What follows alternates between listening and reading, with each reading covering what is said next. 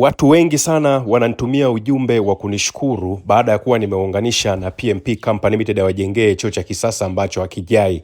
Na kwa sababu watu wengi wanaonesha kuridhishwa na huduma bora za PMP Company Limited, basi nawakumbusha na nyie ndugu zangu wengine ambao bado hamjapata huduma hii. PMP Company Limited Tanzania wanajenga vyoo vya kisasa ambavyo havijai.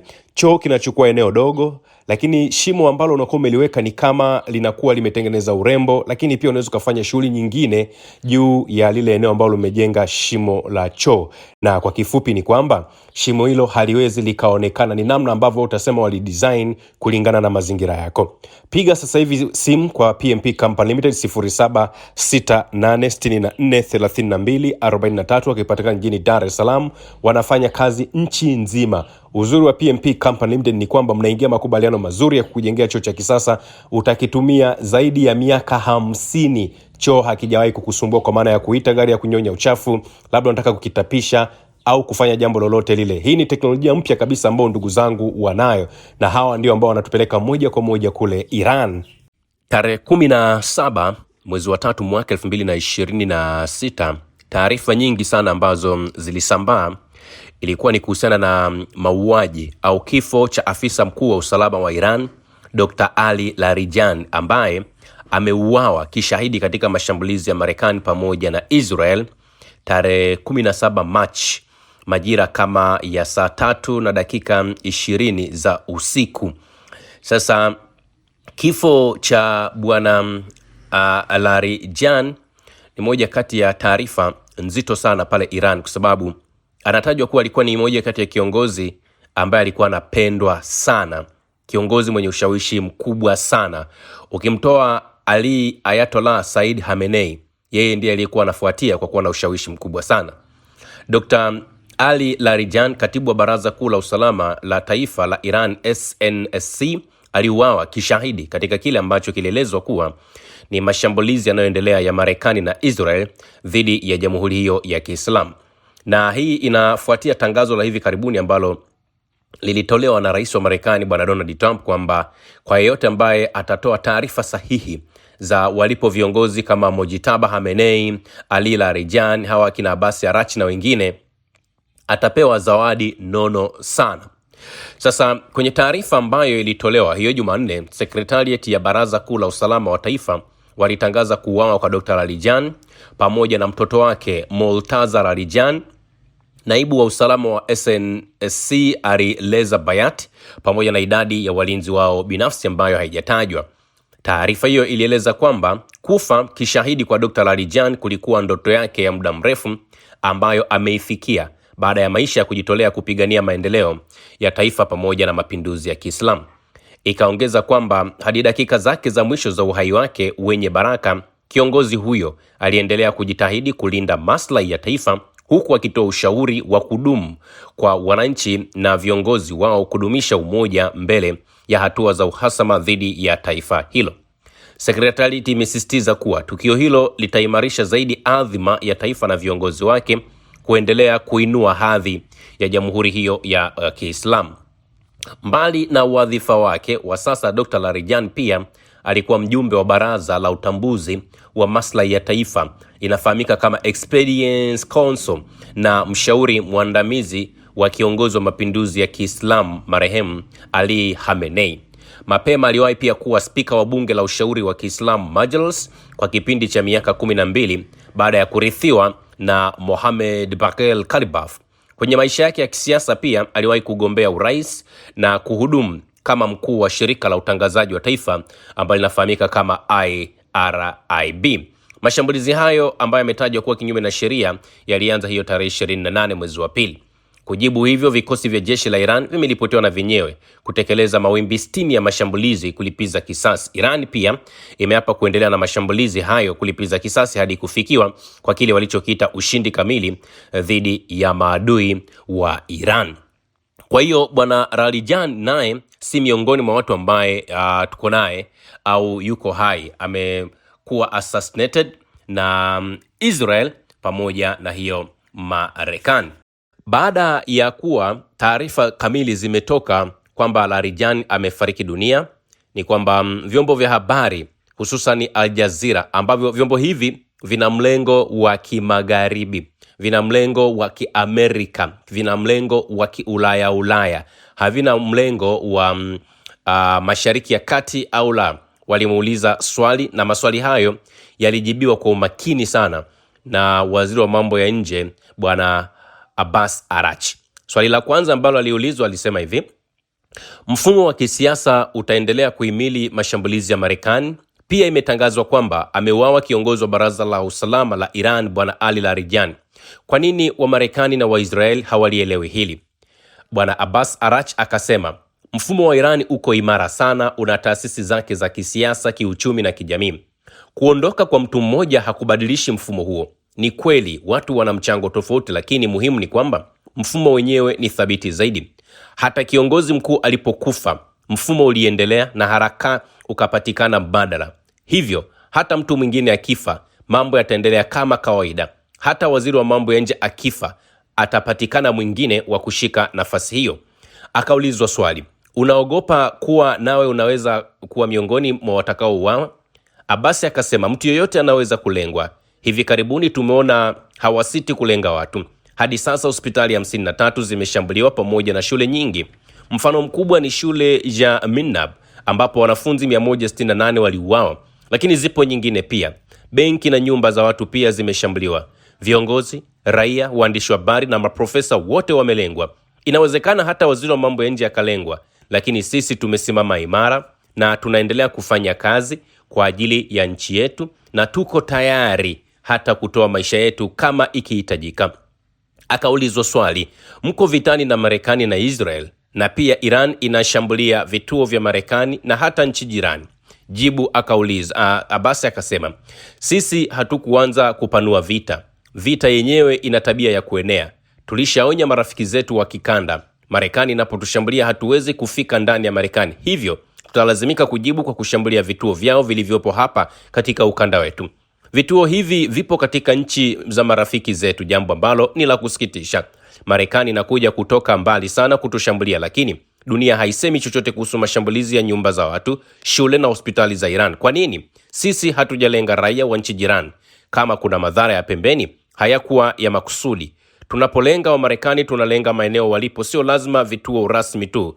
Wao wenyewe wamehamisha wanajeshi kutoka kambini na kuwapeleka hadi hotelini mijini. Hilo ni kosa lao na ndio maana tunawashambulia. Akaulizwa Marekani ndiyo imeleta hali hii. Nchi rafiki zimeumia na watu wao wameathirika. Ndio maana Rais wa Iran Masoud Pezeshkian aliomba radhi, lakini kulikuwa na mjadala kuhusu jambo hili.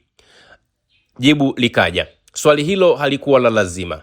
Pezeshkian alieleza wazi kabisa, kuomba radhi kwetu ni ishara ya heshima na nguvu, sio udhaifu. Aliomba radhi kwa sababu watu wa kanda wameathirika. Marekani ilitushambulia na sisi tukajibu, lakini bado tunaonesha heshima kwa wengine. Hatukuwa na mgawanyiko wowote ndani ya mfumo baada ya kauli ya Rais Pezeshkian.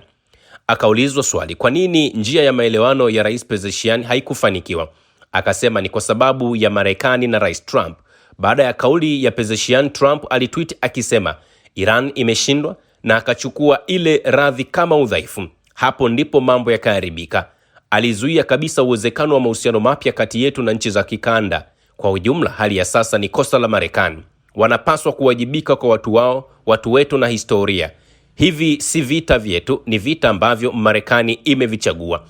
Akaulizwa tena, kwa vita hivi mnapoteza marafiki kama Oman, Qatar, Falme za Kiarabu, Bahrain, Saudi Arabia pamoja na wengine. Akajibiwa, watu wetu ndio marafiki wetu wakubwa zaidi. Tunapaswa kuwalinda kwanza. Hatuwezi kuweka maisha yao hatarini kwa sababu ya marafiki wanaokosea. Kwa miaka mingi marafiki hawa wameipa Marekani vituo vya kijeshi na kushirikiana nayo licha ya kuwa ni maadui zetu. Wengine hata wana uhusiano na Israel. Hata sasa baadhi yao wanaruhusu maeneo yao kutumika dhidi yetu. CENTCOM imesema wazi kuwa mashambulizi yanafanyika kutoka ndani ya nchi hizi, hata zile ndege za kivita za Marekani zilizodaiwa kupigwa Kuwait. Hakuna aliyeuliza zilikuwa zinafanya nini huko, zilikuwa zinaelekea Iran. Kwetu sisi kulinda maisha ya watu ni jambo la kwanza. Tunatumaini marafiki zetu pia watatuelewa kwa kile ambacho tunakifanya. Ukisikiliza majibu ya Abbas Araghchi Unaona, kwanza ni kiongozi mwenye utulivu wa hali ya juu sana. Ni kiongozi ambaye huenda wakati anahojiwa na Al Jazeera alikuwa anajua kabisa kwamba hawa wanamhoji wakiwa wanatarajia majibu ya aina fulani, na yeye akamjibu kwa kadri ambavyo wamekuja.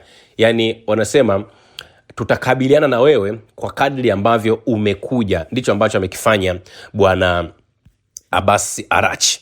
Sasa wakati ninajaribu kupitapita huko duniani, nikawa nafikiria pia kwamba rais wa Marekani bwana Donald Trump amekuwa akitoa matangazo sana sana kupitia katika mitandao yake ya kijamii ambayo inaelezea namna ambavyo wanafanya hatari kule Iran. Lakini pia rais wa Marekani Trump alitoa tangazo hivi majuzi kwamba mataifa ambayo yananufaika na ule mlango wa Hormuz basi washirikiane katika kukabiliana na Iran. Sasa nimeona kauli ambayo pia imezungumzwa na Keir Starmer ambaye ni waziri wa kule Uingereza, ambaye amezungumza maneno mazito kidogo kuhusiana na kama wanaye mpango wa kupeleka silaha kama ambavyo ilielezwa na Marekani. Waziri huyu amezungumza, anasema, nimeweka wazi kabisa kwamba hatutajiunga na mashambulizi ya moja kwa moja ambayo Marekani na Israel wamekuwa wakifanya dhidi ya Iran. Tuna takribani raia wa Uingereza 300,000 katika eneo la Ghuba na ni muhimu tuwalinde wao pamoja na washirika wetu katika ukanda wa Ghuba.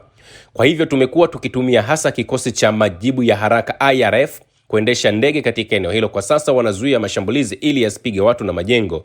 Hiyo ni hatua ya kujihami, lakini kamwe hatutaingia vitani. Tunairuhusu Marekani kutumia vituo vyetu vya kijeshi, lakini tena kwa ajili ya kujilinda kwa pamoja, kuondoa uwezo wa Iran kurusha makombora ambayo yanaelekea au yanaweza kuelekea kushambulia washirika wetu wa Ghuba na watu wetu waliopo huko. Kwa hiyo hatuendi vitani, tunachukua tu hatua muhimu za kujilinda ili kulinda maisha ya Waingereza na maslahi ya Uingereza katika eneo hilo.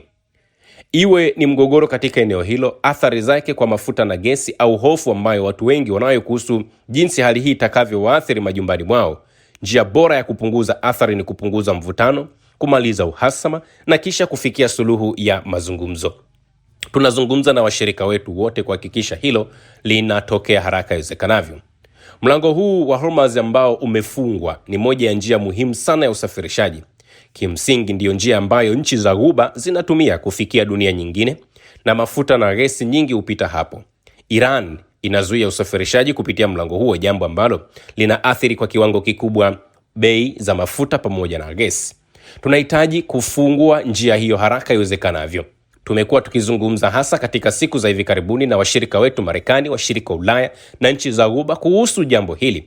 Sitajifanya kwamba ni rahisi kufanya hivyo, lakini ni muhimu sana, kwa sababu mlango huo usipofanya kazi kikamilifu, bei ya mafuta na gesi inapanda, na najua hilo linaathiri kila mtu katika eneo lolote. Hata hivyo, nataka kuhakikishia watu kwamba nchini Uingereza kwa kaya za kawaida tumepunguza bill za nishati kwa wastani wa pound 117 na tutaweka kikomo hicho hadi mwisho wa mwezi Juni. Najua watu wana wasiwasi, lakini baada ya wiki 3 bili za nishati zitapungua na zitadhibitiwa miezi 3.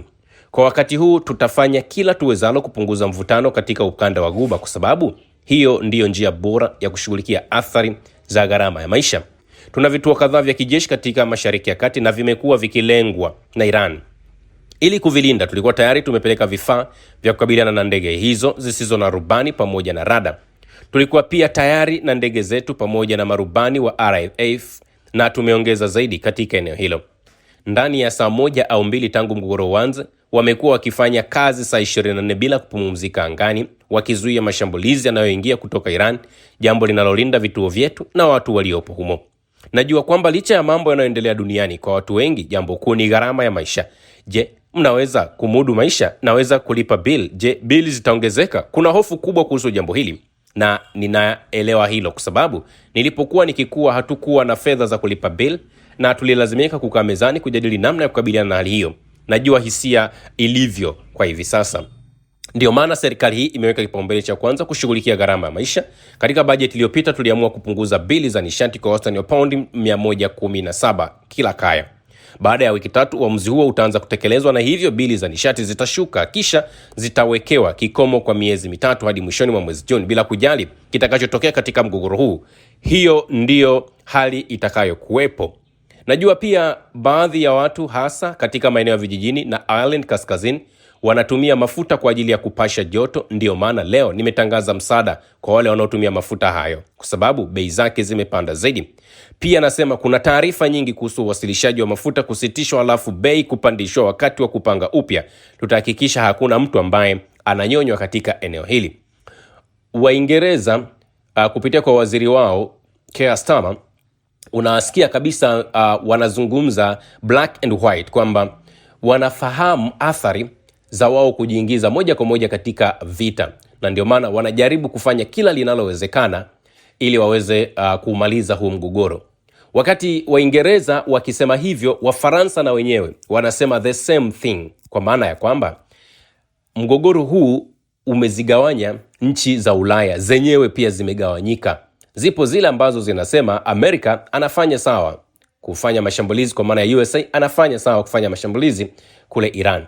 Lakini zipo zinazosema wewe Marekani ulifanya kosa kubwa sana kumshambulia Iran, kwa sababu athari sasa zinaanza kutokea duniani pote. Usisahau kusubscribe, like na kubonyeza alama ya kengele